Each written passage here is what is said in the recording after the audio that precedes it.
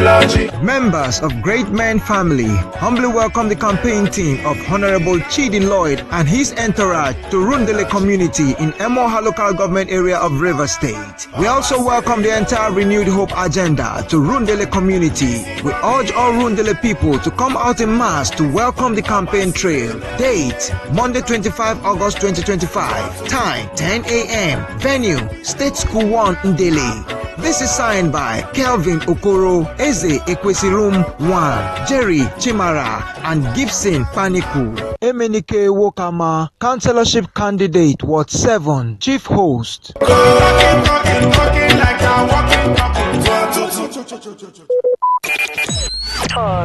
radio. I listen to a lot of talk radio. 95.1 FM.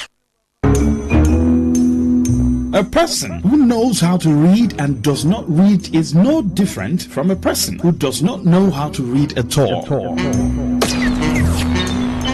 Books are the mirrors of the soul, a powerful tool for change, a means to an end. That end is a peaceful society which grooms enlightened and empowered individuals.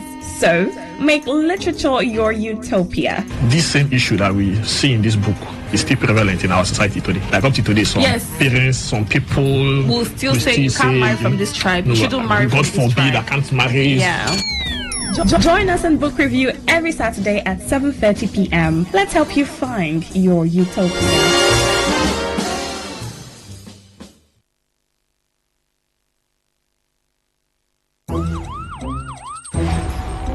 It all begins with breaking news.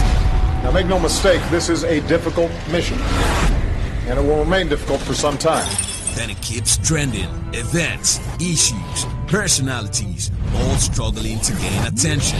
But in the race for deadlines, the intrigues, power play, undercurrents are often missed or underreported. Insecurity here is basically a product of poverty. But not anymore. As the platform on radio steps in to fill the missing links on events, issues, and personalities in the news. I'm not afraid of anybody.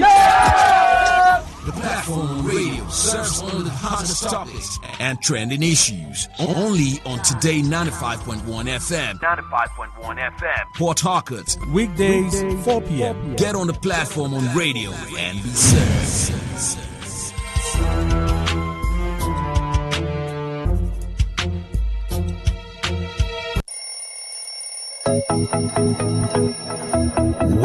Wake up to today's quest, where breakfast on the radio is full course. We start with some motivation to ignite the spark in you for a great day. Then a full interactive sports show on Sport Attack 6:30 a.m. Unbeatable and concise news reports on the world news at 7 a.m. And our newspaper review segment now 7:30 a.m. Oh yes, 7:30 a.m. The scoops and the commentaries from my esteemed panelists. Today's quest 6 a.m. to 11 a.m. on Today 95.1 FM Port Harcourt. Miss it, you miss out.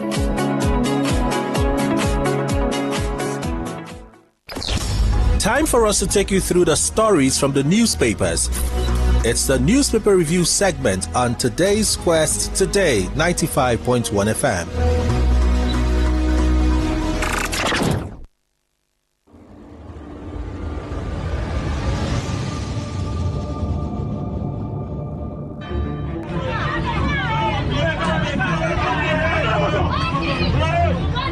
Have you ever been in a situation where you had to pay a fine for an indictment? Then you later found out that there was an already established law to protect you from that penalty. Have you ever been denied a position because of your gender or disability? Have you ever been discriminated, treated unfairly, assaulted or cheated by your landlord, employer, tax collectors, bank, family, business partners and the police? What if the breach between you and justice is just the right knowledge? I'm sure you've heard that knowledge is power. Join us every Saturday 10 to 10:30 a.m. on Today 95.1 FM for the program The Law Today, to get acquainted with your legal rights and beneficial interests as a citizen of Nigeria. The Law Today 10 to 10:30 a.m. every Saturday is brought to you by Today 95.1 FM Port Harcourt.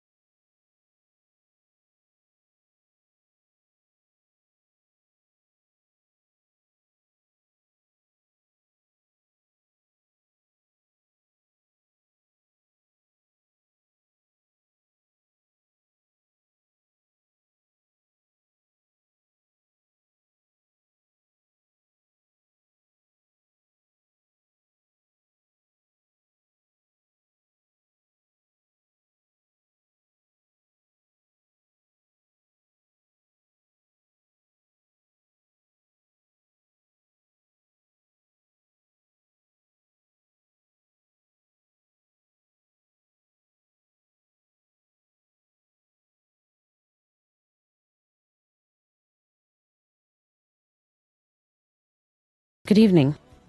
Yeah, Reginald, I'm calling from Trekochi. All right, Reginald. I think I have heard you people, and I have you people very well. And I think it's key. Reginald, it's difficult getting your thoughts. I don't know if it's the network. Are you hearing me now? Are you hearing me now? It's better. Go on, please. Yeah. Let me ask this question now. I know of a lady, her first child did not take breast milk. She stopped that first time in less than 1 week. She never take breast milk again until she's feeding. It happened the second child. It happened also the first child. This woman had children of breast milk. It's not that the woman is not producing breast milk. The breast milk. Reginald, it's difficult getting your thoughts, but I think I was able to get a bit of what he's saying. Hello, good evening. Hello. Yeah, good evening. Your name and location? Yeah, my name is Bright. All right, Bright. About this thing you guys are talking. All right. I wonder if Bright is breastfeeding. Okay, but maybe he will call back. Maybe he's calling on behalf of someone. So that I think Reginald was trying to say that there are babies that may not like breast milk. I think that's what he was trying to say. Yes, I saw a video where an adult man tasted breast milk and he almost puked. But then, are there cases like that, and what can be done? Some babies rush the milk. Maybe there are babies that may not like it, and the mother decides to opt for formula. But let's do this call before we get back to that question. Hello, good evening. Hello. Kindly call again, right? The I couldn't hear you. 08109510951. Good evening. Hello, good evening. Yes, good evening. Yeah, my name is Bright. All right, Bright, go on.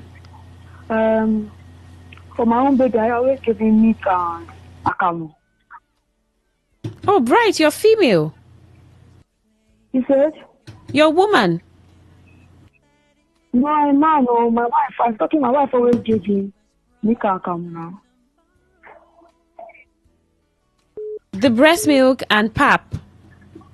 Yes. You have concerns? Yes. Okay. Is your wife there? Okay. Right. Good evening. Your name and location? Yeah, I actually called back, Reginald. All right, Reginald. It's really clear now. Yeah. I think you got me right sometimes. I say this lady, the 3 children that she had, none of them was able to take breast milk for more than 2 weeks. As soon as from day one down to the first week, at the middle of the second week, they stopped. It happened for the second child and the third child. And it's not as if the woman is not producing breast milk. The woman is producing breast milk, but these children don't think it for and so to be excited for that.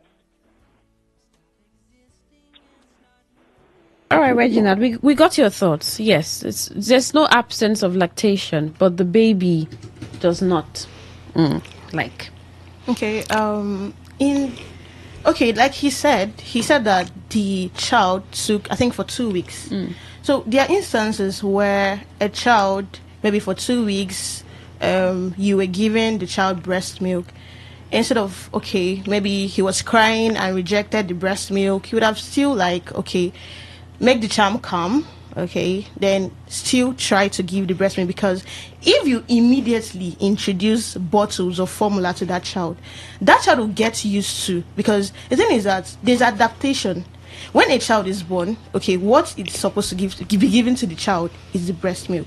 But once you introduce something, now, test is that, this thing, I actually like this one better than this. So I think maybe the mother had introduced a formula or bottle, and the child actually got used to it. And I think formulas are really sweet. Exactly, I mean, we used to steal formulas those days. Another thing I would say is the attachment pattern. Okay. Now, this breastfeeding week, the one thing we were hammering on is the attachment. When there's poor attachment, okay, you don't properly position your baby is struggling to suckle, he's not going to eat. Yes, you're stressing the child, he's not going to eat. And then you, the mother, this baby, you don't want to take breast milk, you just carry formula and give the baby. No. I think if the mother is lactating, okay, there has to be a problem with the attachment. Now, a lot of women don't know the proper step to breastfeed. Is this taught during antenatal too? Yes. It's taught, actually. Okay. Yes, it is. Okay. So, what's the absence of? Why would some people not master it? Because it's their first, or it's difficult to master? Well, not that it's difficult to master. Apart from the first child, there's also this thing about forgetting, being busy. You're a mother, you're a new mother. You still have your responsibilities around the house. Let's say you're cooking for your husband and then your baby is crying. You can just stand and try to breastfeed the baby while you're trying to cook. Okay. We women will go through a lot. I'm not even going to lie. So yes, you'll be cooking and then you're trying to breastfeed. At the same time, you're not paying attention to that baby. So there's the poor attachment. And then there's this thing where the baby is trying to suckle and trying to attach, and next thing he bites your nipple because he's not getting anything. He's irritated. So I don't think is that he doesn't like breast milk. Their taste buds haven't even developed to know what a breast milk tastes like, or what sugar does not taste like, or whatever. You understand? They haven't developed to have variety of, choices. So it has to be with how you attach your baby, how you carry your baby, how you feed the baby. Yes. The attachment style is important. Yes, very important. I know some people can see you via YouTube, but what's it like, the attachment style? Maybe you're describing for people who can't see, but they can hear you. Is there a proper positioning? All right, yes, there is a proper positioning. Like you stay on a chair with a backrest. Okay. And you sit down comfortably. Then place the head of the baby on your elbow. Okay. And lift your hands on the buttocks of the baby and lift the baby to your breast. Okay. You shouldn't scissors. Some women would put the nipple between their index and middle finger to press the breast milk. What you're doing is you're blocking the ducts, and that baby would not get breast milk. Okay. So when you do that, you would also ensure that the baby's mouth is covering your areola. The areola is the black place above the nipple. Okay. The baby's mouth should cover the areola so that when he presses down on the areola, the milk kind of squirts into his mouth or her mouth, and then he can be able to swallow. So not your nipple. The baby's mouth should not just be on your nipple, because that's not where the milk is coming from. It's coming from that areola side. So lift the baby and relax, because another thing is when you're bending to feed the baby, you get this backache, you get tired. Yes, exactly. And then you'll be like, it's so stressful. Because I was almost going to say that isn't it stressful? It is stressful but there are ways to make it easier. Yes. Relax. Let your baby enjoy. Relax. See the way you're saying it. All right. I think I see. I have a lot of stories to share because experiences. So I see some older mothers tell a younger mother, okay, arrange yourself, sit straight, don't slouch, or put something behind her back and all of that. So they're trying to position the mother appropriately to breastfeed the baby. Wow, it's a lot of work. I mean, maybe that's why some women insist to just do a month or so and stop. Let's do this call.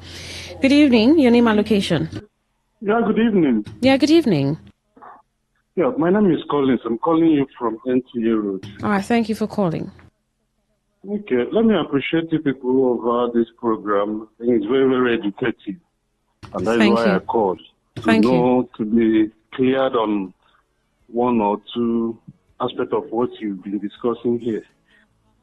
I am actually I and my wife, we have a baby of 2 months now, getting to 3 months. But after 1 month, the baby is taking formula now. Reason being that my wife says that her breast milk is not flowing the way it's supposed to flow. And as a result of that, the baby is not breastfeeding the way he's supposed to breastfeed. So at a point, it became a source of concern, and as a result of that, crying every now and then is not something that I can stand. So as a result of that, we now devise a means of getting this thing formula. So I don't know, is it really advisable on the decision we took, or I don't know, do you have any effect or whatever? Because even in the hospital, I know we are advised not to, at least for like 6 months. But in that situation, we have no other choice than to venture into what we are doing right now. Just to be clear, before they give a response, is she still producing? Is she still producing milk? But you just think that it's not enough? Yes, it's still producing milk. Just that the one the baby is sucking is not enough, and he keeps on crying every now and then. How do you measure the quantity? Like, how do you know it's not enough? Is it that you can't see the breast milk coming out? We like to speak with Ma because the mom is here with me. I think the woman would be in a better, most suitable place, rather, to answer these questions. Hello, are you there? For reason best known to him, he said he don't want to speak with you guys. All right, it's understandable. A lot of women don't like. All right, thank you. We'll just give a response with the best that they can with what you have said. Okay. Thank you. Let's do this call and then we'll go. Hello, good evening. Yeah, good evening. How are you? I'm fine. How about you? Thank God today was good. I think your colleague, Mande, Intembilan is my name. All right, Inkem. There's a question I wanted to know, in as much as I'm not married, but I wanted to ask this question. It's very rampant to women. I wanted to know, a mother, a breastfeed mother, is it proper to deny a child breast milk when the child needs it crying? Is there any implication, because I've seen a lot of them, even the one I know, they don't want to give immediately. Everybody will know that this child needs this breast milk. The mother will keep prolonging it, maybe 20, 30 minutes before he will find where he will hide or whatever to give the baby. Well, will baby still need it? Will you have after effects after she needed it, he or her needed it immediately? The mother denied he or her immediately. That is the angle I wanted to know. All right. Thank you. All right then. I think most men think that when the baby is crying, the only solution is breast milk. But it's fine. Let's begin with the first question. Okay, so for the first caller, I think what they did, the decision they took, I don't think it's advisable, because the thing is, the more a child sucks, okay, the more the breast comes out. And another thing I would advise is maybe the mother is stressed. Okay, so when it comes to that situation, I think the workload, okay, should be reduced for the mother, so that the mother can actually pay attention to the child, maybe for the first 6 months. Okay, so I think the more the child sucks, okay, the more, because this is stimulation, it's hormones. Okay, the more the child sucks the milk, the more production. Okay, it's actually like, okay, because, and another thing he mentioned is, how does he know that the breast milk is not enough for the child? That's another thing. You don't just, predict that, this breast milk is not enough. Except maybe because what the child is sucking in, you are not seeing it. Okay, you are not seeing it. You are not, except maybe she measures it with bottle, and which is not good. Allow the child to suck directly from the breast. Do not press your breast inside a bottle. It's not good. Oh, exactly. We'll come to that. Let the child suck directly. Yeah, we'll come to that because I know that there are mothers who, what is it called now? Pump. Okay. Yeah. And into. All right. So you want to add to that? Okay. Another thing I'll add to that is that, like I mentioned earlier, I said something about hormones. Okay. So it's now he said the breast milk is not enough for the baby. I don't know how he quantified that unless she tried to pump and she couldn't pump enough. Then there is this thing about hormones, there could be this hormonal imbalance or maybe a blocked duct, like there could be, the ducts where the breast milk is supposed to flow from, it could be blocked. So in this scenario, what I'm going to say is if she's not having maybe any pain or whatever, she could, her husband could help with nipple stimulation, breast stimulation to help produce more breast milk. And she should also try to, breastfeed more often. How often does she breastfeed? Where we encourage up to, I think, 8 to 10 times a day. Okay. Breastfeeding a baby of that age. So the more you breastfeed, the more your milk production increases. Okay. And if you're also having issues, if you try all these things and you're still having issues, then I think you speak to your doctor. Okay.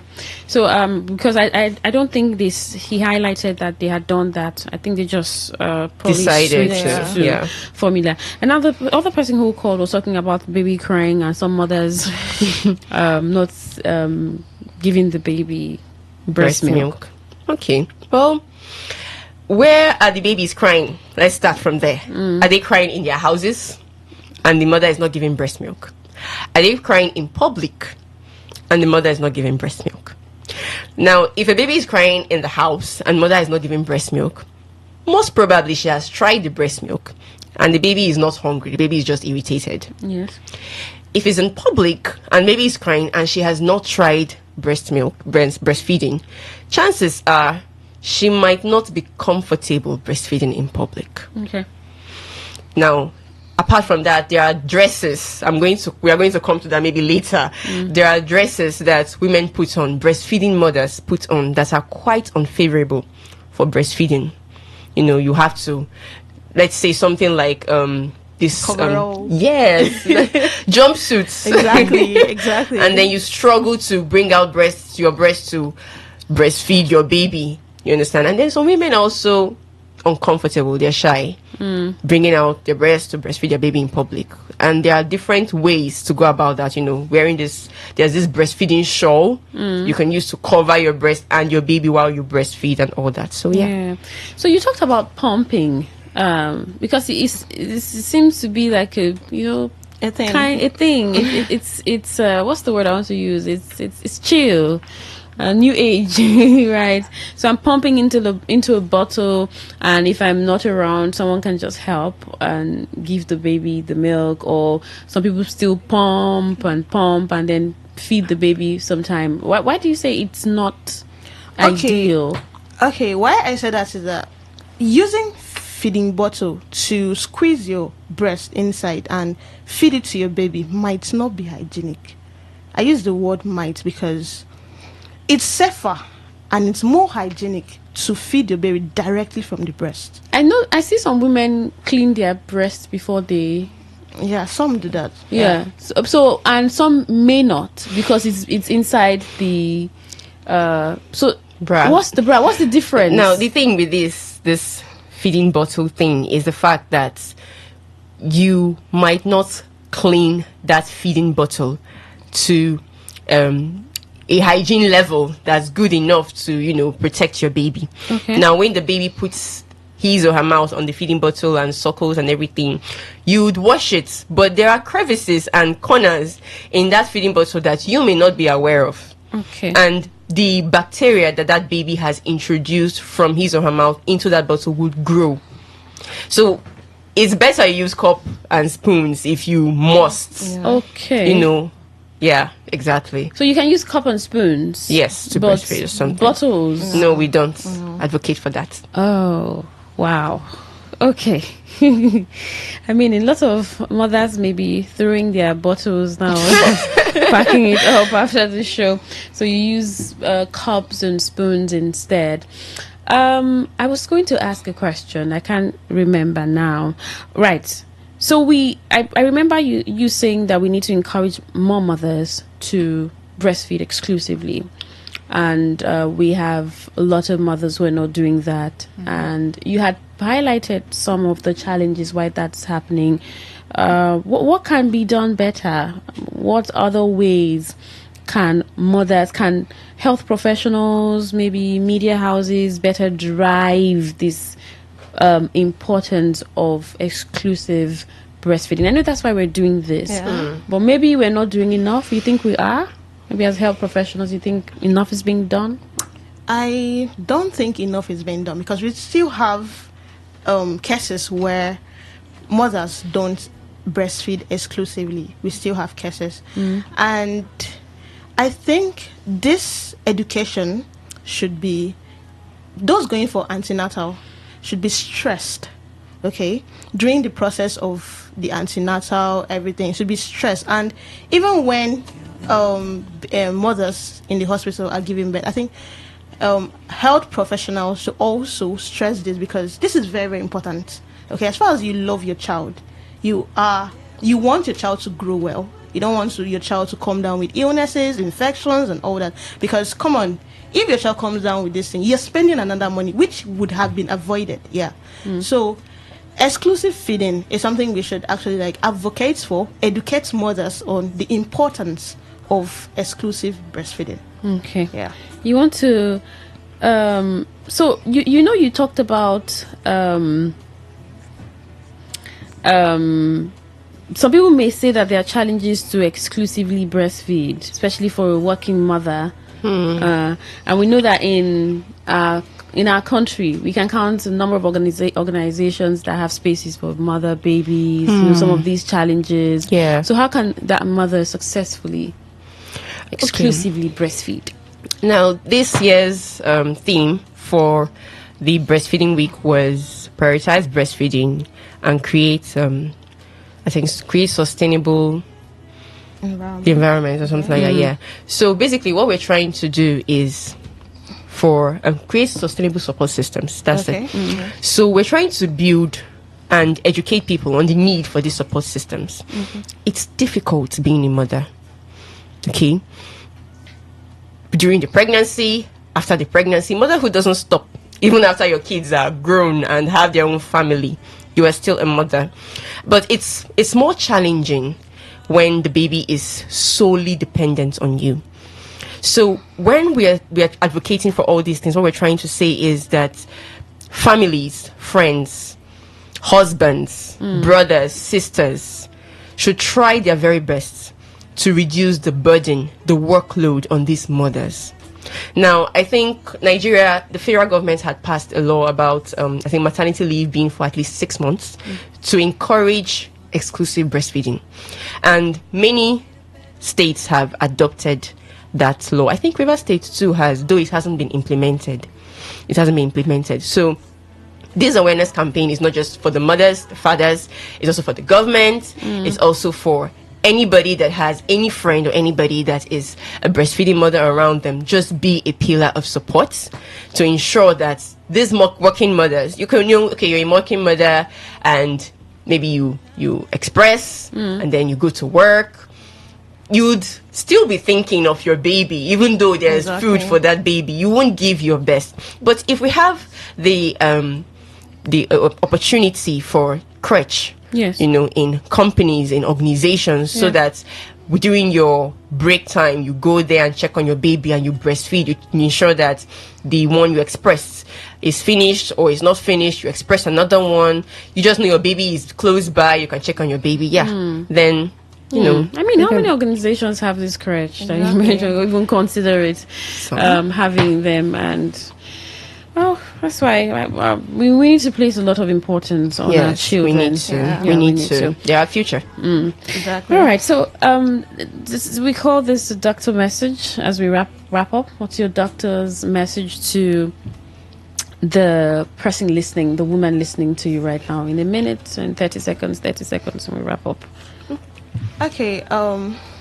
To my listeners and mothers out there, I would say, please exclusively breastfeed your child for at least 6 months. Yes, because this actually helps in the growth of your child. Okay, it makes the child strong, stay immune and safe from infections, diarrhea, cough, and other diseases that can be prevented. So please do well to exclusively breastfeed your child for 6 months. Thank you. All right. How about you? My message to mothers is this: you are guardians of the future of Nigeria. You are carrying our future in your hands, and we're looking forward to a country that's free of diseases, that's free of children who are suffering for things that can be prevented. And I know you would not be happy to see that you could have prevented this by just breastfeeding. So please listen to our campaign today and heed our advice, and please breastfeed your children exclusively and continue to breastfeed up to 3 years of life. Thank you. 3 years. All right. Yes. Yes, no, for 3 years. Actually, I think I breastfeed till 10 years self because I was last one, so I was different. Oh, wow. Nice. All right. Thank you so much, Atmaya Priscilla. Yeah. Thank you so much for coming. Thank you, Amarachi Jeremiah Levinus, for coming. Thank you so much. Now, these are from the Port Harcourt University Medical Students Association, PUMSA, official of the Office of the On-Air Committee Awareness Campaign on Breastfeeding. I'm sure you had a great time listening to this, and it was worth your time. Thank you for the messages. Okay, look, there wasn't a message. Thank you for the calls and questions. Quite appreciated. Cruise Control, 8 p.m. Afterwards, Sunday Family Special, 9 o'clock, 10 p.m., the World News. So stay with us here as we have a good time. I'm Queen Chima. Good evening.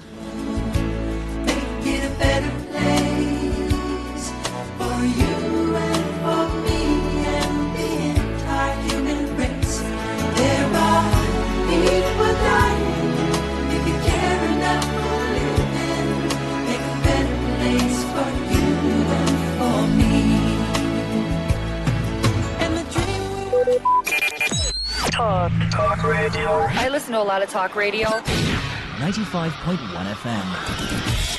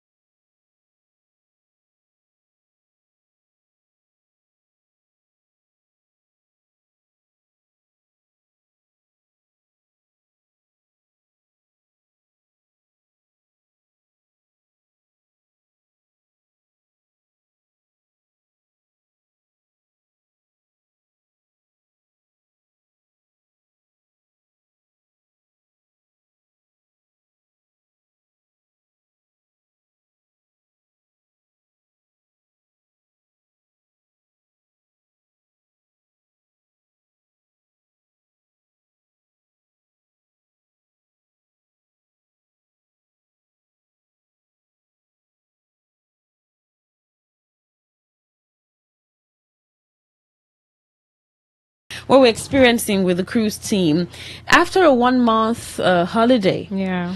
Because we were taking commercials, everyone decided to just relax. So do you think we should let's get a new team, a new cruise team? Wow, it's all right. Isn't that what we should do? No, our team will come back, don't worry. Our team will go. They are winning us already now until we lose. Brentford and Aston Villa playing 1-0. I thought it was Arsenal playing earlier. So, but they would lose. We can't keep waiting for our team to come back. Don't worry, we'll get them back. We'll get them back from next week. All right. So we're going to be looking at. So maybe you there will be part of our team. We'll bring you in a little bit early. We're expecting someone else. She actually just went to get something, and so she's going to be back shortly, and then we can continue from there. All right, and we're going to discuss young people in business and their titles. Okay. Do you think that there's a menace of titles among young people? Are you a CEO in business as a young person? At what age do you become a CEO? And so because we have a lot of people founding, is it founding now? Founder. Yeah. When you found. Yeah. Is there a word as founding? I need to really check. We have a lot of people. We have a lot of founders. Right. Yeah. We have a lot of founders, people who have decided to create and own whatever it is, own it and say, oh, I just started this business and I just started this other business. I'm running that business, so I am the owner of the business. Do you have a business, Victory? I used to. You used to? Yeah. What happened? So what business was that? Okay, I used to be a baker. Yeah, I had a catering brand, but I stopped when I finished school. Why did you stop? Yeah, I went into tech and social media management. So, I mean, you didn't want to own your business and be a CEO? No, I actually want to plan better for something bigger. Okay, plan better. All right. Anna George, I introduced you earlier. Anna George, she's here.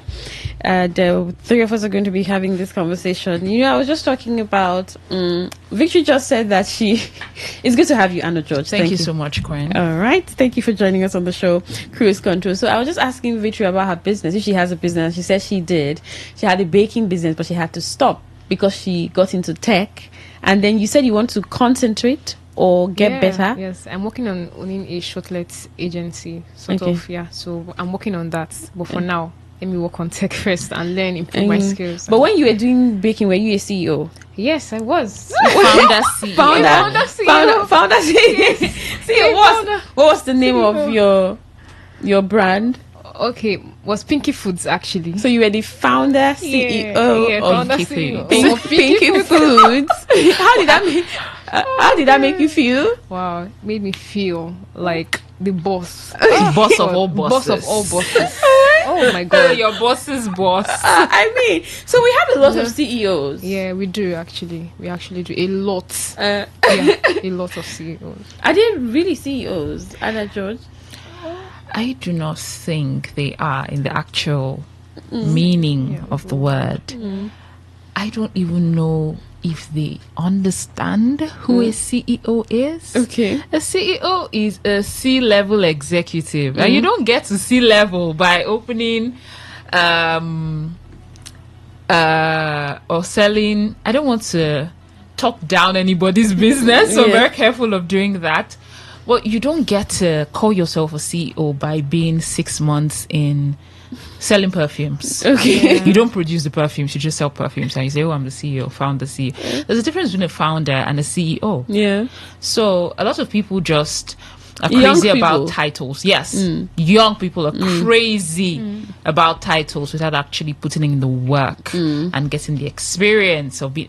If you were to attend a conference of CEOs, can you stand and talk to them? Can you bear the heat with being a CEO? Yeah. So I don't think they are. In the sense does of it have word. another meaning that we don't know? I mean, CEO is CEO, but maybe it has like a faith meaning, or I mean, the fact that it just feels great to be the chief executive officer of a business. I mean, I'm the chief executive officer of Pinky Foods, and like, oh wow, what do you do? And then you say you bake. Oh, nice. How many employees do you have? Is there a board? Do you have staff? Well, how many branches do you have? How long have you been in business? No, you're just CEO. I mean, I'm CEO. You're the CEO, you're the staff, you're the board of directors, you're everything. I think it's because most persons have like a very big vision, maybe a very amazing dream. So they just want to start seeing themselves. Is that what it is? I think that is what it is, because maybe they have this picture like me. Let's say for me, for instance, maybe I had a picture of myself employing other people, having several branches, and maybe building something really big. So they just have to start calling themselves CEOs. Although I didn't call myself a CEO, but I knew that I had big dreams for my business. Big dream. But we have young people who put that CEO thing, CEO of ZZZZZ on their social media status or their bio, their profile. Now, I wanted to cut you and ask you, have you, prior to that, had you ever worked in an organization where they had a lot of branches and you worked directly with the CEO to see how that organization runs? No. Because if you have the dream of doing that, you should have a picture of what it will look like. If not, you don't know how to get there. So when you call yourself a CEO without having even the slightest contact with what a CEO does, how will that dream be realized? That's a great question, because some older people in business, I mean, I've heard someone say we have a lot of young people getting into business and they're not as good as they're supposed to. Something happened to me and I found it really annoying. Maybe because I can do that skill, I know what it means to have your hair done and it looks good. So you can carry a hairdo and I just look at it and I'm like, this is bad. This isn't good. Yeah. Because I know it can be better. And so I get into the salon and I ask them to just do cornrows for me. And cornrows, I mean, a lot of people don't even own a proper salon to have your hair into cornrows. They'll give you something really nice. And after washing my hair and all the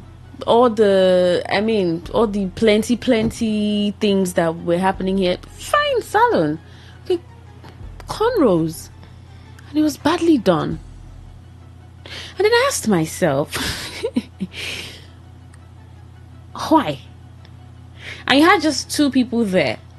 I mean, the owner and then another person. And it's the owner who actually did this for me. I don't know if the other person would have done it better. But I was wondering, okay, so why is this place here if I have to get my cornrows done and I've paid you 1,500? Some people even call it 500 naira from you for cornrows. It depends on where you go to. Exactly. Or 1,000 naira. And then this is rubbish. It was rubbish. And I'm like, okay, this person may even have a CEO bio, of course, on her social media platform, or constantly advertising and saying, "Come to my salon, and I will do this for you and do that for her." If cornrows, I wasn't able to get clean cornrows. That's else? The most basic hairstyle. The most basic hairstyle. And I told them, see, I'm not putting on a wig on this thing. I'm going to carry this thing like this. So please give me something nice. And I just got busy. And it was bad. So it takes away that building businesses, yet they do not have that element of professionalism, or they do not have experience. So some young people just launch out after like a month of learning. Is there a reason for that? Yeah, that was a question I wanted to even ask. I was like, why are people so quick to give themselves these titles? Why are they so quick? And I think it's because it gives them a sense of false achievement. Okay. So when I meet a stranger and I say, oh, I'm the CEO of ABC's bakery, and they're like, you're a CEO. Probably the bakery is in your kitchen. You don't even have... I'm not downplaying. If you're starting in your kitchen, you're starting anyways. But it makes them feel good about themselves, even if they do not have the experience to back it up. So you see them answering all sorts of titles, especially CEOs, and just having a 6-month experience or a 3-month experience. And because you are the self-proclaimed CEO, people expect you to deliver. And then you under-deliver and then blame people for having high expectations of your business. Yeah. Which is not supposed to be so. So if you're going to give yourself a title that commands respect and influence, you must be able to deliver. Deliver on your service, on your values. Maybe it's the Nigerian society that some people say is harsh on young people. The fact that people have to thrive to survive. I feel like people have to struggle. Some people have to struggle to survive. So a lot of young people are just looking for a way to just earn. Right, so I just need to earn. So if launching out is what will make me earn, whether I'm earning and insults are coming alongside and I'm learning in the process, but I don't care. The question is, are they really earning? Okay. The self-acclaimed CEOs, are they really earning? Well, I think it's giving them a level of visibility, sort of. Okay. Is it? Yeah, because launching out, it gives them a level of visibility, because they always say something that you don't need to know everything before you start. Yeah, this visibility conversation, Sha, because a lot of people talk about visibility, show yourself, the world needs to see you, go on social media and all, and it gives. You said the last thing you said, it gives what? Yeah, it gives them visibility. Yeah, I think there was something you said about people begin to know you or something. Yeah, people begin to like see you, and they'll know that you're actually like doing something like this, you know. So don't you think there's no shame in putting yourself out while you're learning, and get to a point where you think you can satisfy customers? I mean, enough before you launch out fully. So you start a career in, let's say, you want to be a voiceover artist, and then you start learning, I just started my voiceover artistry journey, and then you start to put out what you do over time, maybe a year or 6 months, depending on how you learn, how fast you learn. And then you say, I can take jobs now. People are saying that it's good. Then you learn secretly for 2 months or a month, you do one crash course on voiceovers, and you just come and position yourself as a voiceover professional. I think that's not so excellent. Not so excellent, you'd say. But I asked the question about the Nigerian society. Making people want to earn faster.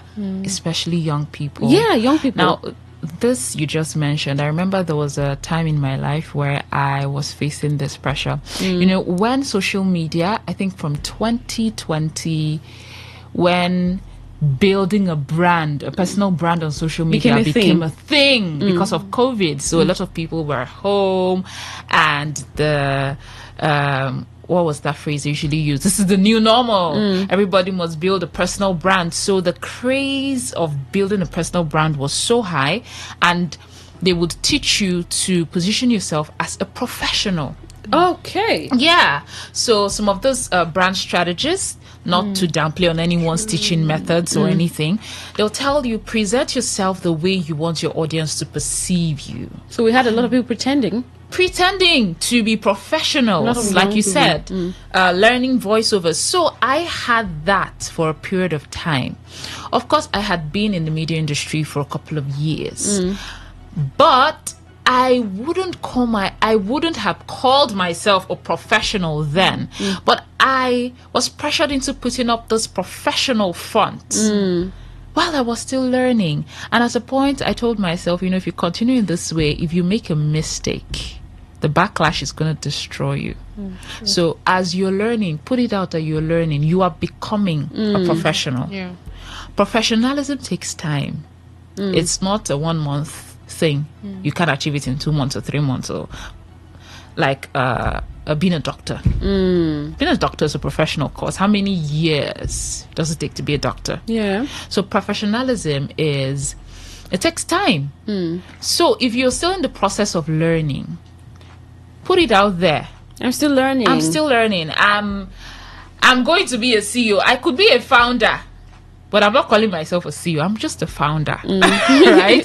Because some people are great founders, terrible managers, terrible CEOs. But if you call yourself a CEO too quickly, you will not realize that you have a lot of learning to do. And you might repel help. So when people look at you as someone's coming up and they want to help you, but I'm the CEO, they assume you have everything figured out. And they might not be willing to put in as much help as they would. Maybe this comes to play in professional spaces. I mean, a doctor cannot be 1 year into... something just came to mind. Maybe it's even the Nigerian society. Because a mother whose child is first year in the university studying medicine, they already start calling the person a doctor. Mama doctor. Right, so it's like... no worry, the process it's not the end. It's the process for us that the process is what we like. Or someone studying law, first year, if they're already calling you lawyer, what? So maybe it's the Nigerian society that... do you think it is? Yeah, to a great extent, because I remember when I started baking, when I was learning, I just knew how to bake like 3 things, like 3 kind of pastries, different kind of pastries. So I remember my friends and people I look up to, when I got a job and I rejected it because I couldn't deliver. Yes. You're like, take it. Don't reject any job. Like, don't reject any order. Just take it and find a way. You figure it out. You'd find a way to do it. And inside of me, I knew that I could not deliver. But as I said, find a way to deliver. So we just have to find a way. So, there's this pressure from society. Like, they want you to do well, but they want you to, like, even assume positions that you cannot deliver on, and it can break you. Actually, it can give your business a bad image outside, because if eventually you're not able to deliver, you can lose a customer or you can dent your image, so I think the society has a very high... Someone might just be asking, Anna Jo, so how do you learn if you don't keep trying or keep putting yourself out as someone who can do it? Volunteering. As a young person. Okay. Volunteering. A lot of people should young people. A lot of young people should learn how to volunteer. Okay. So I want to own a company. Look for someone who owns a company in your community. Go and volunteer your services. Learn. I know of a young man who, before he went into the university, volunteered at was a construction company. Okay. When he went there were no proper records. Okay, I think they sell cement and blocks and all that. So there were no proper records. But because he went there, he saw the problem. And then what did he do? He spoke to his the managing director, say, okay, could I get a notebook so that I could record every sale or our daily, income and everything? Guy said, okay, no problem, whatever. So he started doing that. From there, he learned bookkeeping. Okay. He learned a bit of accounting. He learned that, I should be prudent with the funds that come in. I should separate what comes in from my business from what my goes out. Personal money. Okay. So he started learning all those things, and then he got into school and he started his own business. So it was very easy for him to scale, and fast too. So before he was graduated, the business was already known in school and out of school. Okay. And today that brand, it has metamorphosed from just what it started out as, and it has like 3-4 other things they do. A thriving company because he volunteered. So young people should learn how to volunteer. You want to go into the beauty industry. Have you served someone? Have you volunteered in a beauty house before? You want to learn how to bake. Have you worked in a bakery before? Volunteer. Know how businesses are run. That's why a lot of businesses will start and close up. No shades to you, my dear. She wanted to get into tech. I intentionally stopped. She wanted to get into tech. Yeah, so... But I mean, if maybe you could have stayed. Yeah, I was actually going to go for an upgrade class, actually. Okay. So, but I decided to get into tech. Get so into that tech. was the reason. But I was actually going to still learn, improve my value, because I know the importance of it. Yeah. Wow. So that is it. Volunteering. Find someone who does what you want to do. Find someone who lives in your future and learn from the person. They might not pay you. And another thing, why young people want to call themselves CEOs is because they feel it's an easy way to wealth. Young people feel entrepreneurship is the easiest way to wealth. not knowing you will work so hard. Yeah, that's true. They say there's 9 to 5, but you say you want to be a CEO, right? You don't have that. You have 24 hours, 7 days a week. And sadly, they are not willing to put in the work, but they want the money. So these days, when people everyone is just chasing money. There are people who give you crash courses on baking or something. And so 1 month, I'll teach you everything you should know. And they are making a lot of money. Some people say, these people who are telling you they are making money from you. They are selling courses. That's making true. money. Yeah, I've heard that. So, and then we also look at social media. I mean, you go to YouTube and you probably have like a 1-hour baking class to do something. Yeah. So this is taking away volunteering, like you said. So people have less people who want to come and learn directly or even learn for a period of time. They think, I can just pick up this skill from social media. I can pay for a crash course. This crash course idea, crash it, right? I can just pay for a crash course and just learn it. Maybe you think all of these affecting? I think that is why most businesses that young people start don't have so much essence or so much value to give, because the experience that you gain when you actually volunteer is very different from what you learn on YouTube or what you learn online. Even baking, when you go on YouTube and you learn how to bake, you see how to do it. When you are about to practice it in real life, it's different. What you're baking might come out totally different from what you watched, even if you take a course from an expert. So I think what she mentioned about volunteering, actually going to serve, to work with someone, there's so much, even in details, that they will teach you that a course will not even teach you. So I think volunteering helps a lot. But young people need money. They need money. They need money, but how do you get money? That's the thing. You get money by solving a problem. True. Not half solving. Half solving. And getting salts instead. Oh my God. Like, I'll never go back to that salon. How? Even if my eyes were closed. You know, they taught us something in business, hit and run strategy. You know, I think that's the strategy that most people apply in their business. You just want to hit it and disappear and look for another customer. But it doesn't work like that. If you want to be a lasting and thriving business, you need to look at solving problems in the long term. You know, so that those people that you solve problems will still come back to you. Exactly. Refer you to others. So word of mouth. You see this word of mouth thing. Like now, they said a bad referral travels 10 times faster than a good referral. You see that salon, don't ever go and make your hair there. I'll tell my friend will tell her friend. And that's how you lose customers. So money comes to young people who solve problems. And as you solve problems, you get people come with money. The more people you have, the more money you have, the more trust you build. That's true. The more money you have. So that's just it. You build your value, you build trust, you deliver. Somebody says under promise and over deliver. That's how you get money. Don't be obsessed with most of the biggest CEOs we know today. For years, some of them didn't make money. They were building, learning, trying things out. And eventually it worked. They established their structures. And today the businesses have lasted for 50 years. Some businesses are transgenerational. So if you just want to make money, there are so many ways to make money. But if you want to build legacy and actually be the essence of the CEO, you have to learn. Do you think there's also a character problem?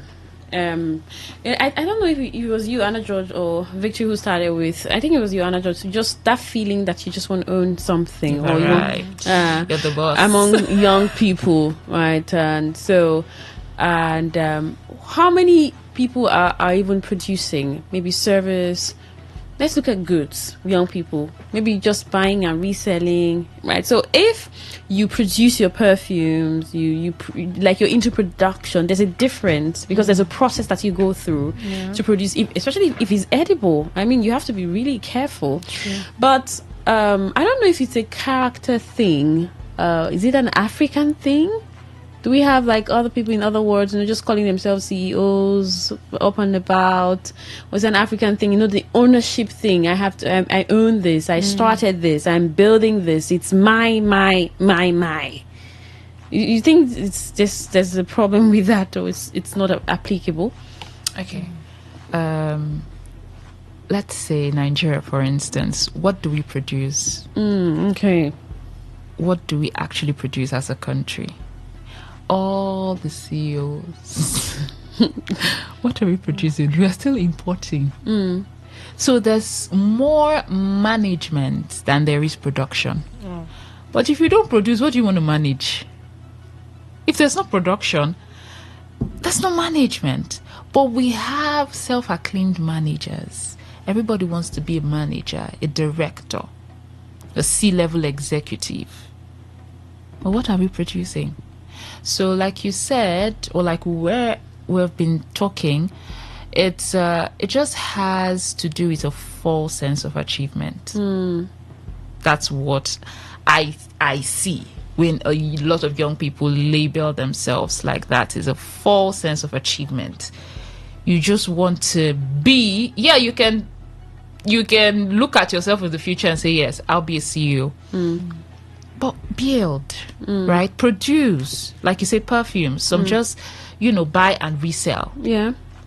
You're kind of like a middleman. You're not a CEO. Yeah, so build, learn the art of perfumery, right? Build, learn the art of perfumery and produce.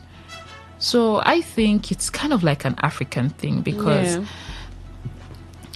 overseas, I don't really see a lot of young people priding in the fact that they are CEOs. Yeah. Do you see that, Victory? I don't. I don't see a lot of them priding in the fact that they are CEOs. Well, I think if you observe businesses these days, you notice that most young people don't actually produce. They just buy or import and resell. And most persons are not just looking into producing things that their own. They just want to resell, buy even perfumes. They buy what is already produced and resell clothes. They buy from, and it's a Nigerian thing. Yes, I mean, we're doing a lot of recycling, reselling. Yeah. I think less production. Most persons don't really know the importance, or they don't understand what a CEO actually means. They do not. They really do not know. I think that's the reason. All right, let's get to hear from our listener. Right? Do you think we have a lot of young CEOs? I mean, someone can be young and be a CEO, right? Depending on how that business has ran for years, who's taking over that position.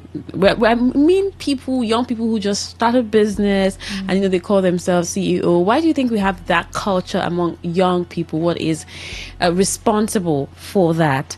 Would like you to get into the conversation. 0810-9510-951 for calls, or for text or WhatsApp messages 0701-9339-962. Hello, good evening. Good evening once again. I greet you and your colleague, your guest today. For me, Billion is my name. For me, in as much as I agree with your guest, the famous woman there that speak about CEO, I agree with her 20%. See, for me, I've been into business. I started my business importing, like the other girl said. If you can import goods, distribute, employ workers, at the age of 20 years, understand? Import and distribute. What would you call that person? Whether the person is producing it or not, I don't think he will underrate that name. If they call the person may not be the one. If they call him, I don't think it's wrong.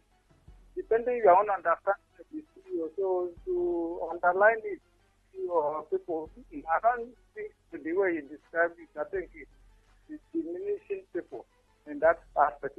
If you don't want to do that, but indirectly it is so.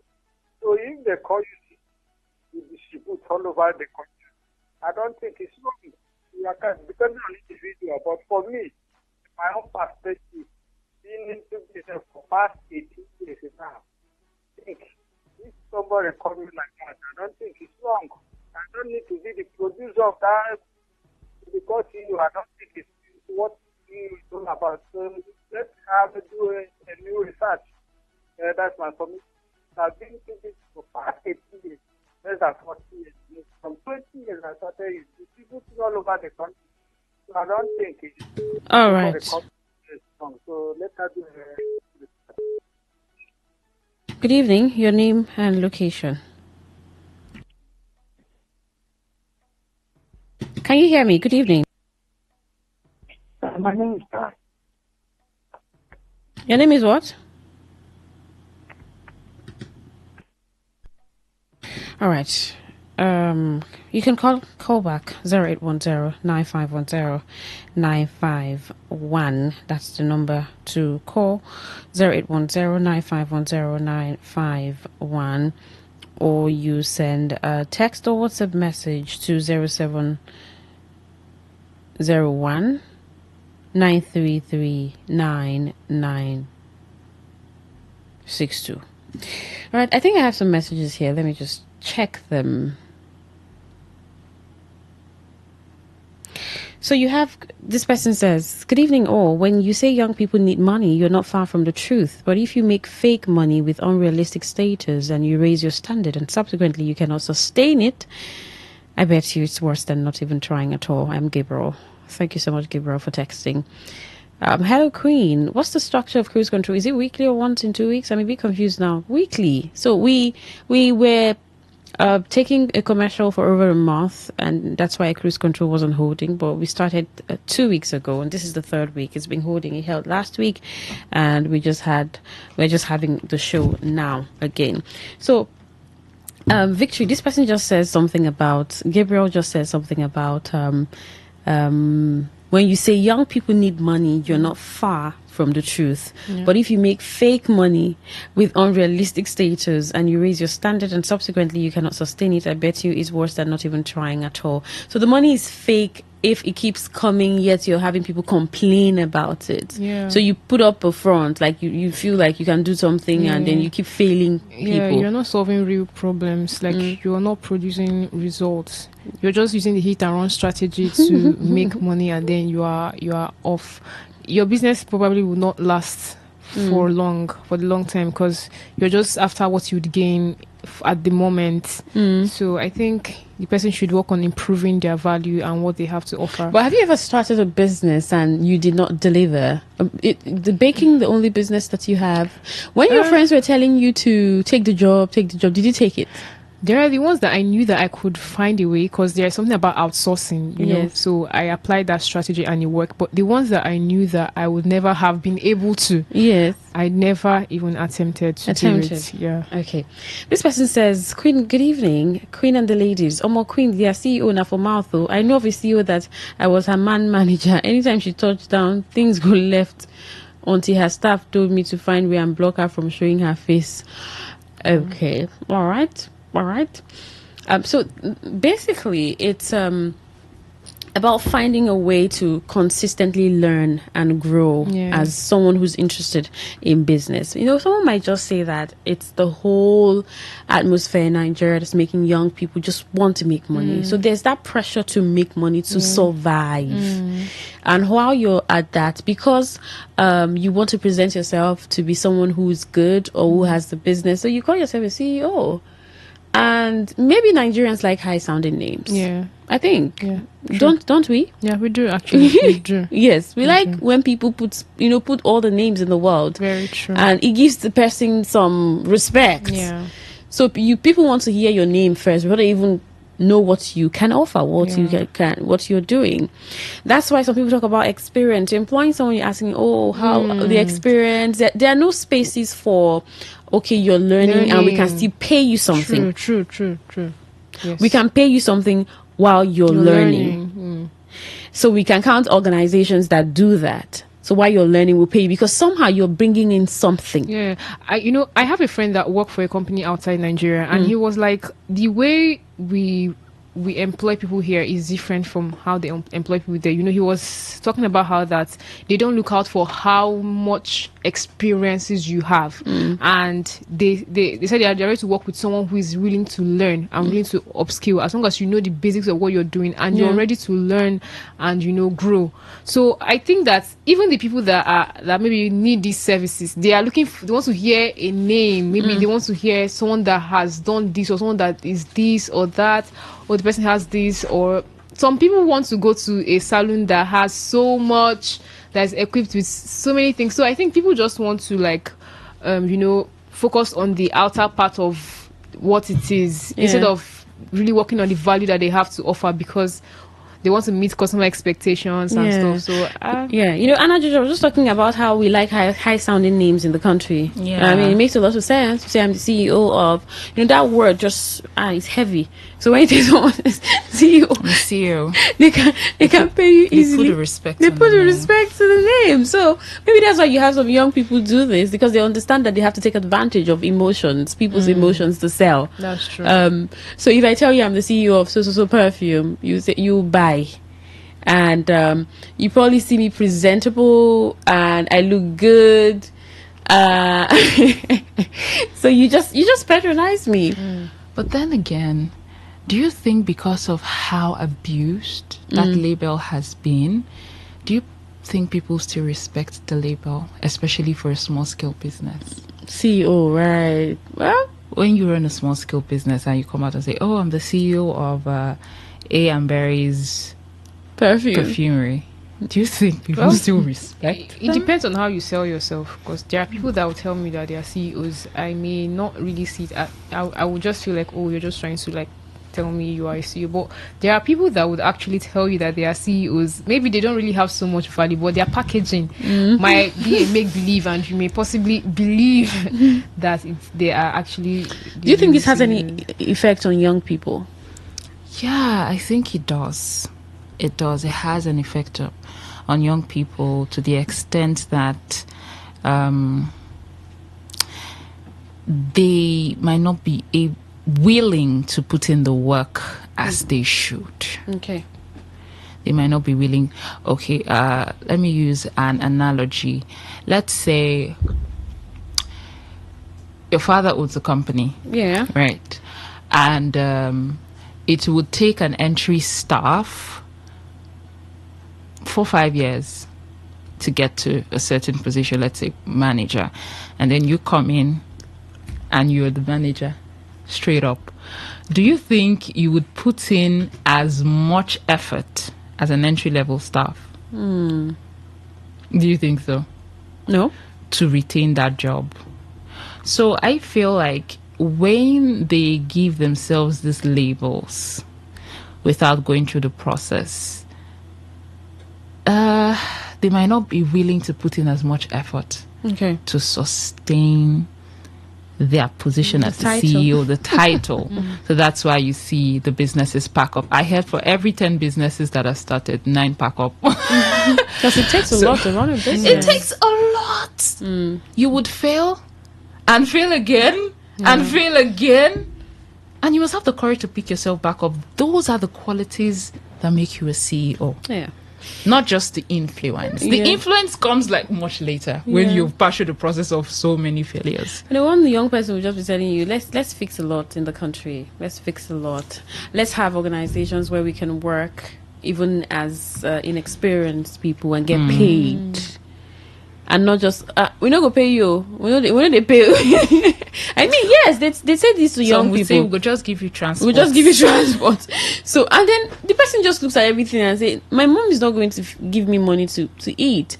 I'm 18, I'm 20, I'm 25, 22. How many young people have mothers or fathers who would take care of them to a certain age? I mean, the ones who we call privileged, and the ones who have to sort out themselves. So the person just says, you know what, I study whatever in school, and I'm going to come work here, and they're not going to pay me anything. They are going to tell me thank you or give me stipends, even the stipend itself, how much, or go give you transport. Sometimes when you calculate where they come from to where you just say, I go they buy perfume from this man from my streets, they sell. And then you want to start big, so you give yourself a brand name. After as you give yourself a brand name, you call yourself CEO and start business. I feel like that's where you dig into yourself. Okay. You are, I think everybody's a multi-talented person. So let's say you want to get into perfumery, for instance, and there's this perfume factory or something you want to go and volunteer in, and they're not going to pay you. That's where you start thinking, so what else can I do to support me while I learn this. You're not going to be there forever. Maybe like a year, 2 years, 3 years, how long? So, okay, what skills do I have? What skills can I learn to give me finances to help me support this dream and learn this skill? Because I know that what I'm learning will eventually pay off. If you're not sure that it will pay off, that's when you'll be sad. You'll be like, I beg, I know they do. They know they pay me money. But if you know that if I learn the skill, it will definitely pay off for everything I've sacrificed. So not earning can be a price to pay. Of course. Yeah, not earning or not earning big. Yeah, because you may have something in mind. Yeah. So maybe they're offering you like how much K, and you're looking at the other K. It has to be this other one. It may just be a price. All right, that's our show on Cruise Control this evening. Thank you so much for tuning in. I mean, we got some messages. Someone talking about young people just wanting to earn, but I think that message was really profound. Let's see if I can get it again. That message was from Gabriel. He says, good evening. When you say young people need money, you're not far from the truth. But if you make fake money with unrealistic status and you raise your standard and subsequently you cannot sustain it, I bet you it's worse than not even trying at all. So if you want to try as a young person, you must learn to try hard. So you fail, or you may fail. You will. Right, there'll be moments of failure and challenges, but picking up yourself and also knowing what exactly you want to do, what service you want to offer, what you want to sell, why you want to do it. I mean, there's a lot of whys to becoming. And I think that's the difficult place to be. So you just don't do anything. Thank you, Anna George. Thank you, Quinn, for coming on the show. Having me. Thank you, Victory. Thank you it was so a ladies' much. affair, but I'm sure you had fun and learned something on the show as a young person. That's Cruise Control, 9 o'clock Sunday Family Special. I'm Queen Chima. Good evening.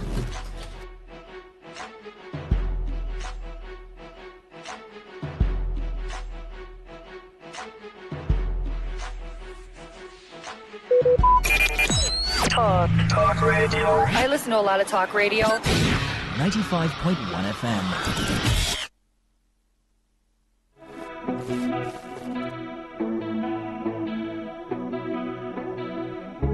You know you can call me if you need someone.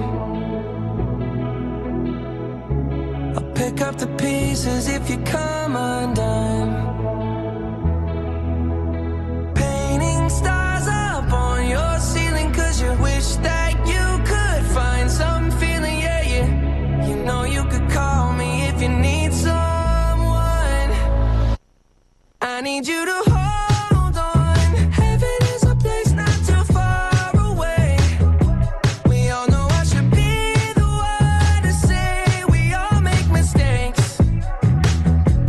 Take my hand and hold on. Tell me everything that you need to say. 'Cause I know how it feels to be someone. Feels to be someone who loses their way. Looking for answers in a place unknown.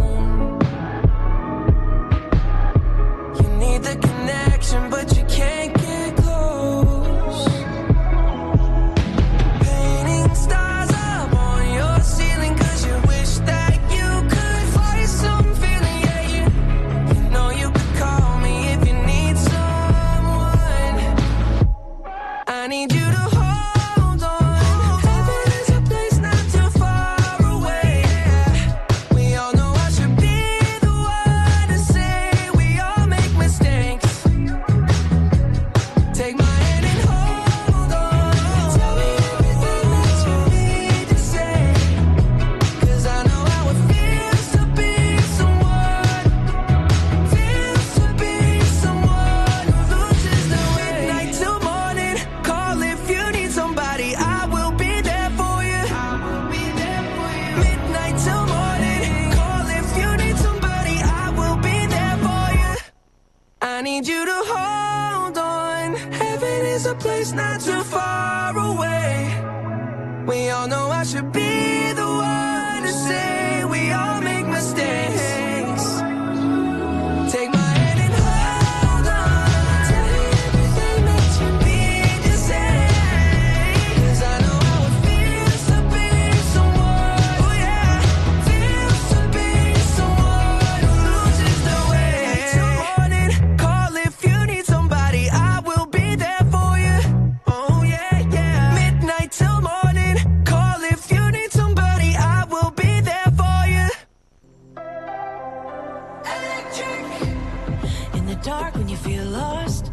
wanna be the best, but at what cost? If you're gonna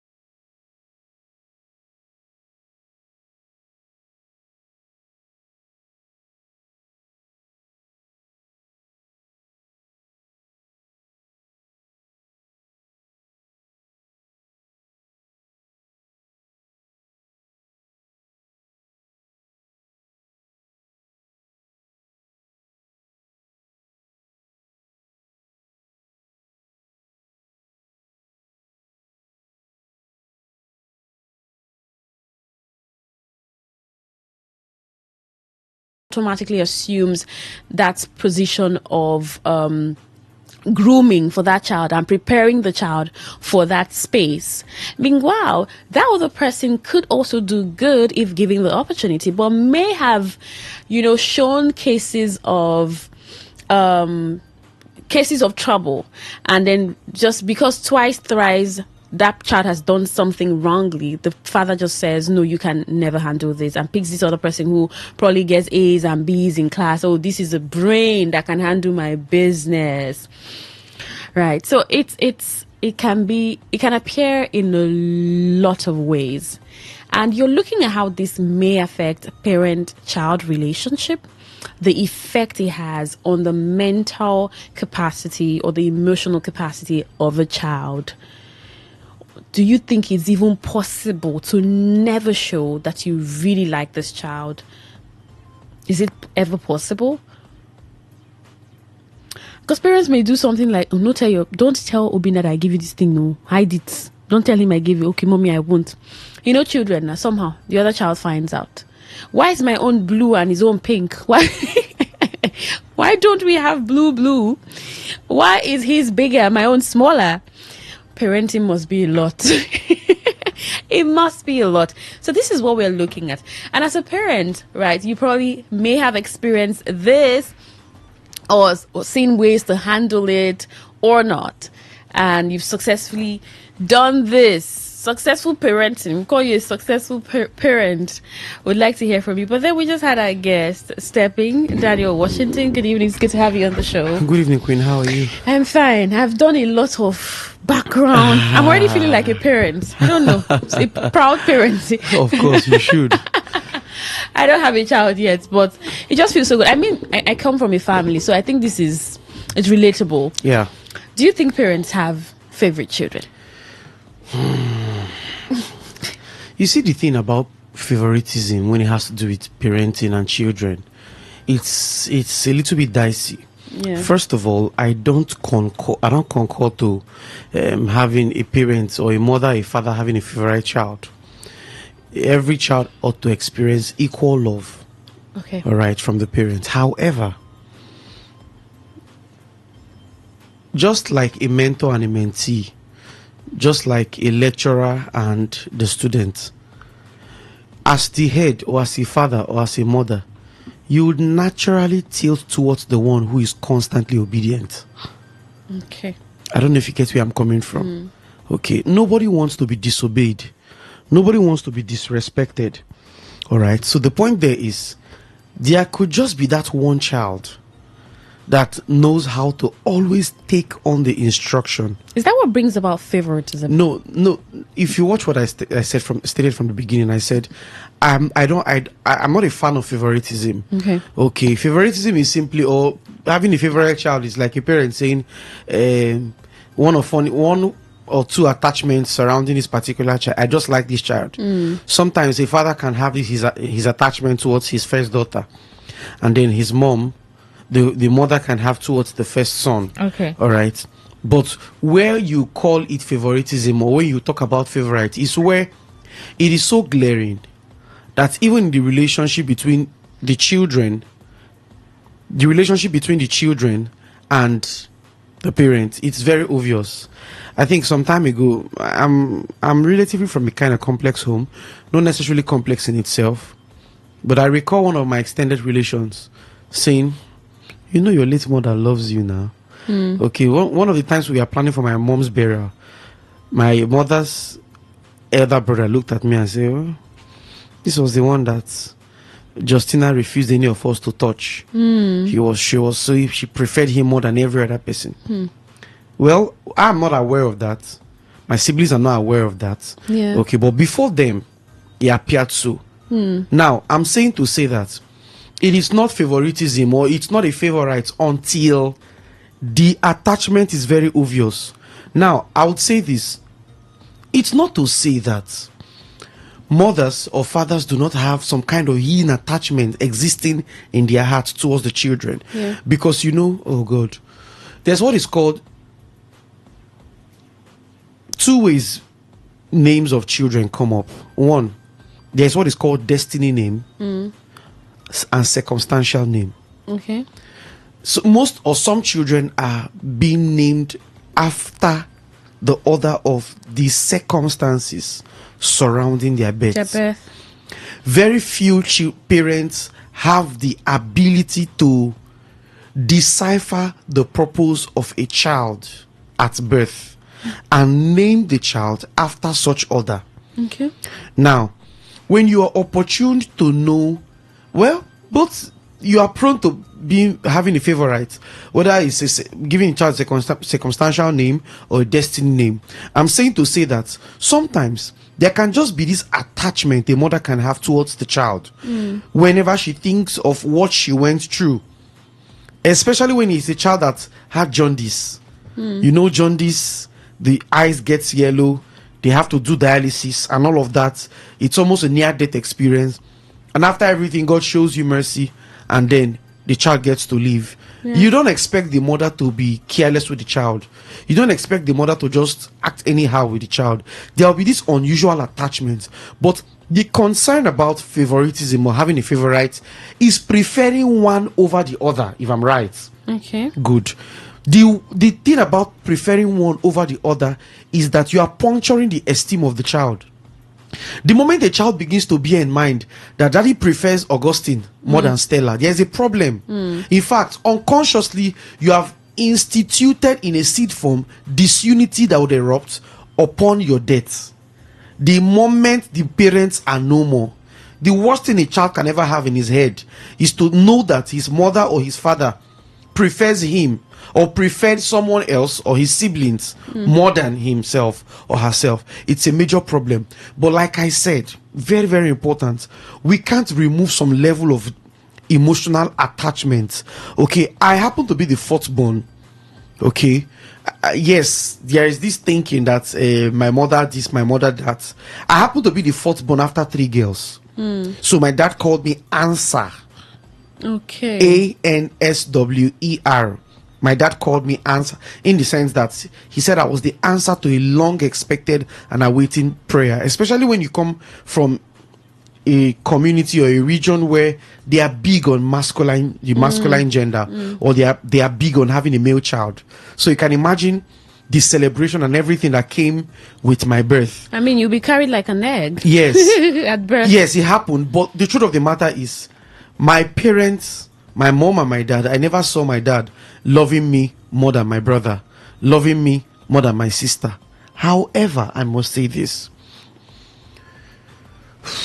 Okay, I'm trying. I must say this. You see, when we talk about parenting, parenting is a very, very tedious task. It's not as physical as you think. Okay. It's not. Yes, I must say it's not as physical as you think, because the best of parents have lost their children to societal vices. All right. When I mean the best of parents, there is this notion that pastors' children are them spoilers. What do you think is the reason?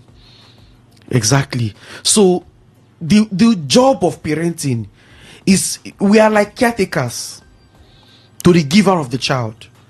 So we must be able to have access to how the giver of the child would have us raise the child, know the blueprints of the child, and know how best to nurture the child. But the conversation around favoritism, having a favorite child, believe when I tell you it exists. But this is the point I must tell you. I've said it before and I'm still saying it again. When a child begins to grow in age, or when children begin to grow in age, coexisting amongst themselves, all right, there would sometimes be that one child that knows how to obey the mother more than the other. You don't expect the mother to always be calling the person that disobeys more than the other. Parents would naturally tilt towards the one that is always obedient. And that's the truth of the matter. See, let me tell you, even in relationship, we tell people, when we say relation, not necessarily spouses, kind of friendship, your circle, I love everybody. We are obligated to love all, but not trust all. Trust is earned. All right. You see, There are children who have won the heart of their parents through obedience. What should the mind of a parent be? I've said it now. Because for some people, you should express a high level of neutrality as a parent, not having, no matter the.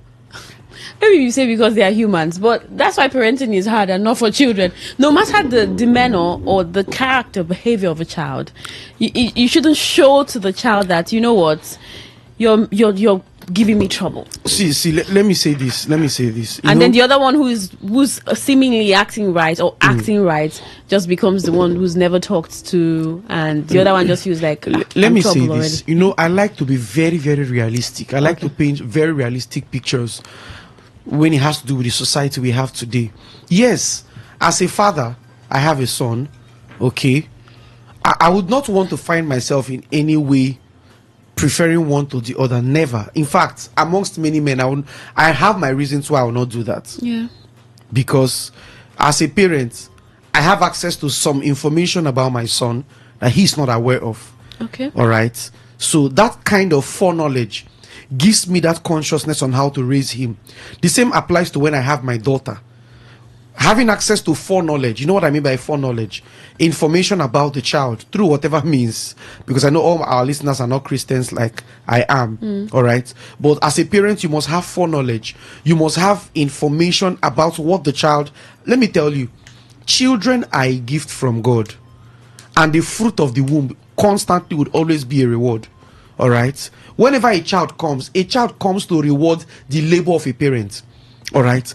But what the exact reward is the responsibility of the parent to discover. When my son came, I know what happened to me as a man. I know what happened to me as a husband. I know what happened to me as a business guy. I know what happened to my family. Every child is coming to do something. It's not a mystical belief. It's because children are not a curse. See, all these things you call born out of wedlock, that is circumstance surrounding the birth. That is not the purpose of the child. Do you understand? The problem is usually the fact that our parents, we don't have as educated and enlightened parents as we ought to have. This is not trying to judge the baby boomers, but this is just trying to establish the fact that when we even talk about favoritism, favorite children, and all of that, you cannot rule that out of education. You must bear in mind that you owe your children love. You owe them equal love. But children on their own end, whilst parents owe you equal love, you must know how to also behave yourself and be obedient to your parents. Because whether you like it or not, if you have a child, I don't want to say if I have a child, because I will not have a child, that'll give me a problem. Amen. If you have a child, or if someone else has a child that gives him problem, and he now has another child that doesn't give him problem, it is human. I don't know if you get what I don't know if you can relate. It is human. It's human that you would almost want to. It's not going to be very easy. Like I said, it is established that we shouldn't by no means show favoritism and not have a favorite. The concept of favorite child is a recipe for disunity amongst the family bond, or in the family bond. It's a clear-cut recipe for disunity. However, there are circumstances where we have grown-up children who constantly give their parents headache. And then you find a parent complaining to the reasonable one who has a solid relationship with the headache child.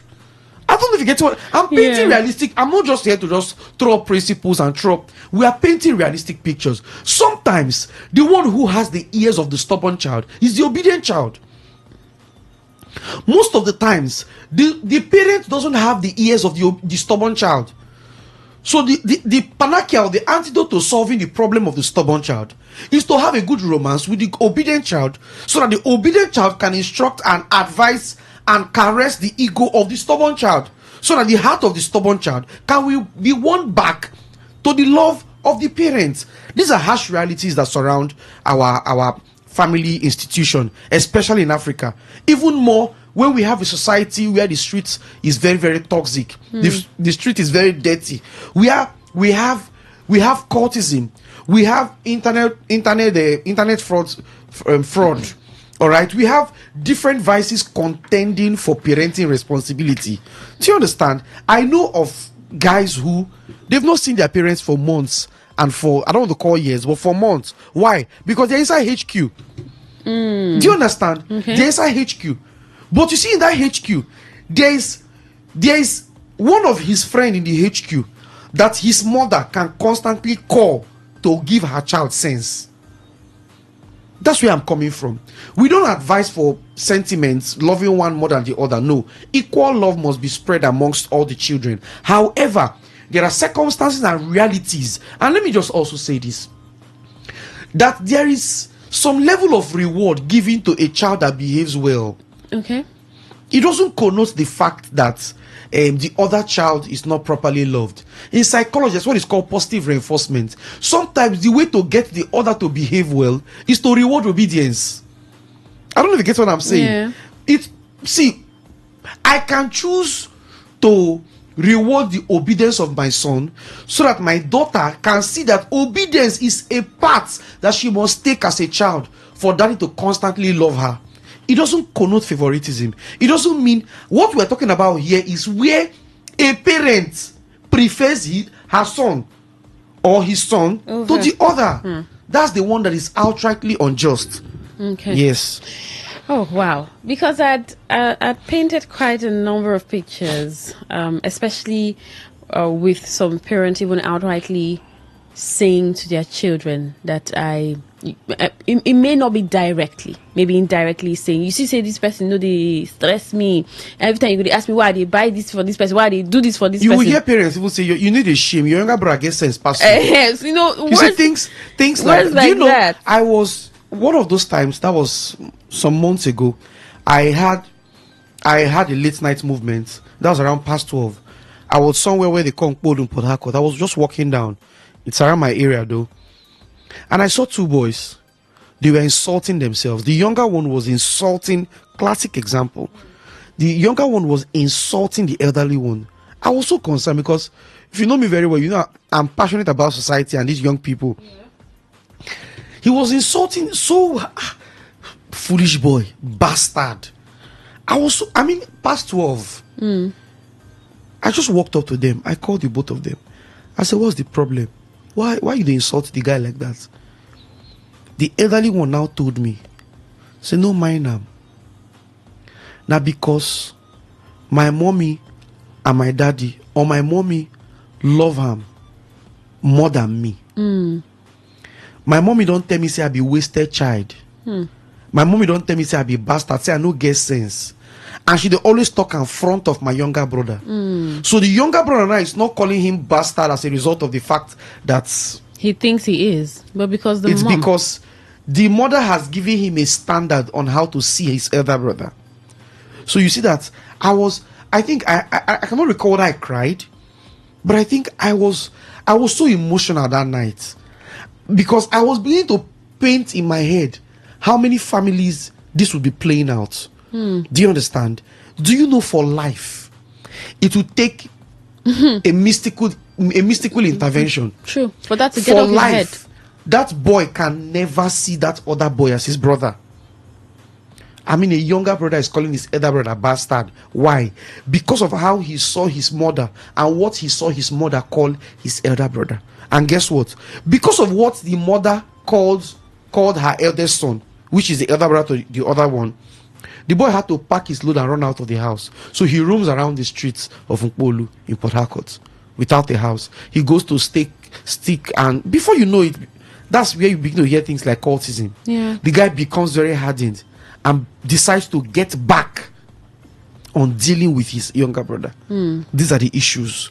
So you don't even want to talk about his relationship with others, with other people. That's my point. So you see, and when family rejects you, the streets accept you. You have lost the family. And see, I like to paint realistic pictures. There are many children that the streets have accepted as siblings. Family have rejected them. Yeah. Family gave up on them. The street accepted them. I mean, a very emotional story that I will never forget. This actress who passed, was it last year or 2 years ago? She's one of the cast in the Johnsons. Then Amel. I remember. I remember. What's her name I don't know now? her name, but I God bless her the soul. face. Yes, and then she said she got pregnant early, and the ex had to leave the house, and then she began to. It was a very emotional story, and considering how the trajectory of her life had gone, seeing what she had done, how she had hustled and hustled before she started acting, and you could just trace everything back to the fact that a daughter got pregnant, and the father and the mother says, "Leave our house." This points me to a story. I watched T.D. Jakes. Yes. I watched T.D. Jakes, the author of one of my favorite books called Destiny. T.D. Jakes says he's always told his children, whatever happens, it doesn't matter the mistake you make, come back home. Okay. It doesn't matter. You see, let me tell you, it doesn't matter what. It doesn't. See, society cannot be safer than the family. Yeah. Society can never be safer than the family. The day society becomes safer than the family, we have lost our future leaders.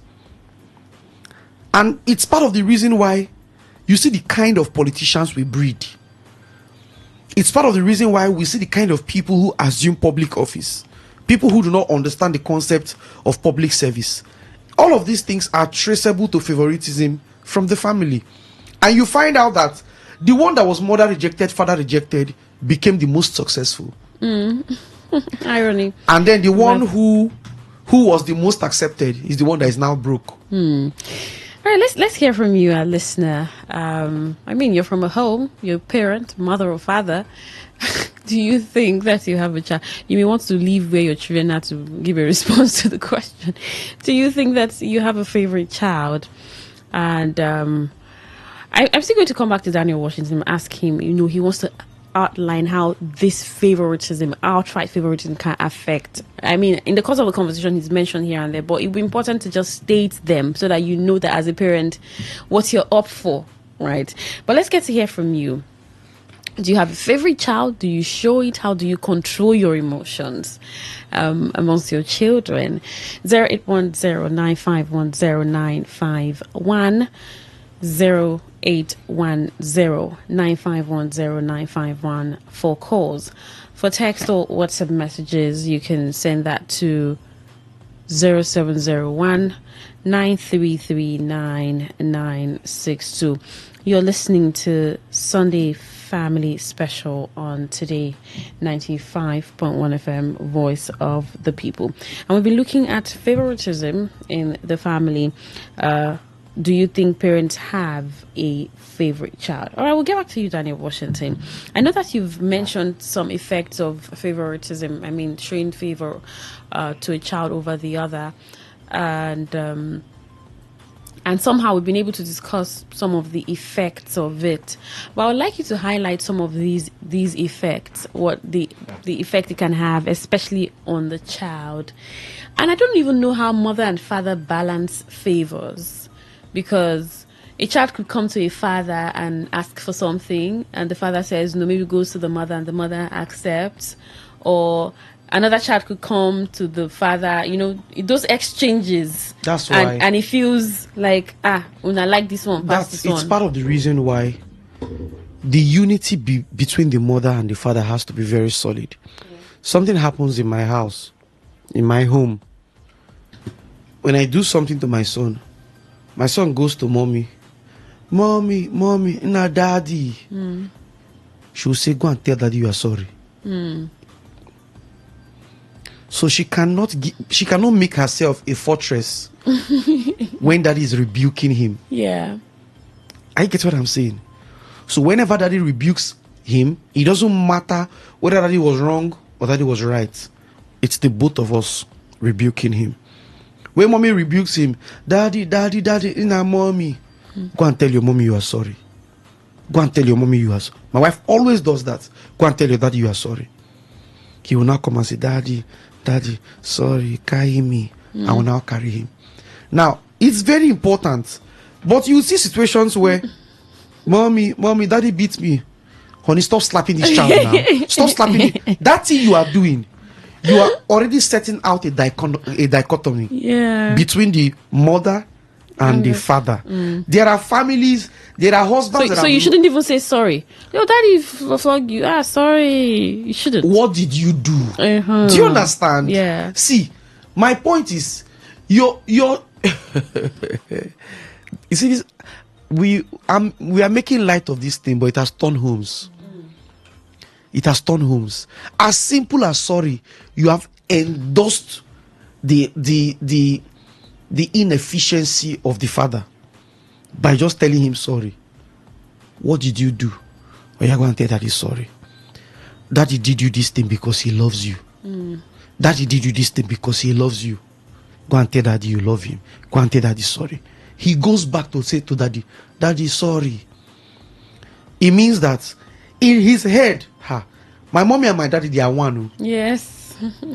But the moment you begin to say, daddy whine now, you shouldn't have beat him now. Well, I don't understand. I don't like the way you beat this child. Whenever I watched the video before the front of the child. Yeah. Let me tell you, a lot of men have lost leadership in the home because of this singular thing. Not every husband can trust the nurturing of their child or their children in their absence. I can tell you. The moment I've heard stories where the man left for work and then he comes back to his house and the children can't even greet him by the good evening. They want, let me tell you an ISO. They want school fees to be paid, they go to meet their mommy. Anything they want, they go to meet their mommy. They never meet their daddy for anything. The wife has caused a damage. That's what it's called. See, in family there is hierarchy. That's what most women ought to know. There's hierarchy. The headship of the family is the man, is the father. The assistant headship of the family is the mother. The mother's responsibility is to execute the directives and the instruction that brings about the leadership and the well-being of the family before the children. Not to institute new order contrary to what the father has put in place. I'm talking about a responsible man. I don't know if you get what I'm saying. Yeah. I'm talking about a responsible man. So the conversation of saying that a mother, what if the mother says sorry? All of those things, as tiny as it might appear, do you understand? As tiny as it might appear, it has caused a lot of damage. Let us tell ourselves the truth. You see a parent buying very fine clothes for her son, a mother buying very beautiful clothes, fine clothes for her son. But the other siblings, it will be very obvious that, and there's this other thing we also do. How about the maids that come to our house to work? The children will truly know that they are maids. It's not usually the best, but that's not the conversation for today. So my point here is the favoritism card is something that parents ought to be very intentional about. Because there are mothers who are obsessed about their male children. All right, no matter your obsession, please understand that in Liberia we've had the first Liberian Prime Minister or President, Ellen Johnson Sirleaf. She's a president. Ngozi Okonjo-Iweala is a woman. Do you understand? But when it has to do with the family system, we know that the man is the head of the family, the woman is in some circumstance, neck or assistant, as you may have it. But my point is, don't put that picture where you prefer a child more than the other. If you're a child listening to me, don't tempt your parents to prefer your brother over you by constantly and grossly misbehaving. I've been in my house before and I'm hearing, I don't want to call names, I don't know if they'll be listening to me. You no go kill me, I'm not go open my mouth, curse you. If I curse you, but there's just that one boy in the compound. Yeah. The boy always comes to the shop, opens the shop, takes care of the mother. And I walked up to the boy. I said, whatever you do, don't give your mother headache. Yeah. In that kind of circumstance, where the mother is almost tempted to lay curse on the first son, do you think she would not always call on the services of that particular child that always obeys her? It's the natural phenomenon that will play out. However, she should also make sure she still has to love everyone. Equal, because I wanted to know how patient can a parent be, right? You know, when you're dragged or pushed to the wall, and it just shows because you're human, you have emotions. How patient can a parent be? I learned it from my mom, my late mom. A parent should be patient to the end that no matter the gross misbehavior of the child, do not disown the child you carried 9 months. My mother said it. My mother said, there is no child that prayer cannot cure. Okay. When I mean prayer, every religion pray. So nobody thinks I'm trying to propagate one religion. Every religion prays. There is no child that God cannot help. That's my mother's belief. My mother says she's not in support of parents disowning their children. It doesn't matter. Say if it's the child you carried in your womb for 9 months, then a time comes in your life, you say, I go to the court and disown this child. You're no more my child. I think any parent that cannot disown a child has exercised a level of patience, because there's a level of frustration a child will give to you. He will leave the house. Sometimes the only way he can have sense is to allow him to go enjoy his life, like the prodigal son. All right, let's do this call. Good evening. What's your name and location? Hello, good evening, Queen. How are you doing? I'm fine. Greeting to your guests over there. Good evening, sir. Thank you. Good evening. Yeah, you see, Queen, I'm loving this your program. You see, this our agency parenting. Some of them, they are not trying at all. Like, for example, look at this Yahoo 15 that is trending now, like small boys, 17 years, 16 years. Do you know that some parents used to value those ones that used to give them money than the other ones? Maybe, for example, now, maybe you have a Ford, God forbid it will not be your portion. Maybe you have maybe I'm telling you God's truth. Maybe you have a fourth child, now maybe 4 sons. Maybe the 3 of them, they are the elder ones. Then the last one is the younger one. Maybe that one is the breadwinner. You know that some family used to see that one as the prize of the family. So and I want you to expect, like, they will be praising that one, Odogo of the house, and you know seriously, and the senior ones, they will be feeling bad. Oh, that's not seriously. Some of these our Gen Z parents, they are not like our old parents, like, you know, they are bringing that, you know, that create this scenario of this chemistry, you know, this food together. Even if you are giving them money or not, they don't even care. They value all of their children. They see them as a valuable asset. All right. So this our Gen Z parents, I don't know what is going on. For example, if like me now, though I'm not married yet, but I'm believing God for it all someday. right. Thank you. Thank you. Let's do this call. Good evening. Your name and location. Yeah, I'm Kim Billion. All right, Kim. I agree to your guest. He has spoken very, very well. In fact, I'm very happy. Thank you so much. Good evening. The man, the way he analyzed it, very interesting program, my dear. But what I wanted to say, sometimes now they cause hatred from the parents. Some men doesn't take care of their parents. When we are in 5, let's say we are 5 or 6.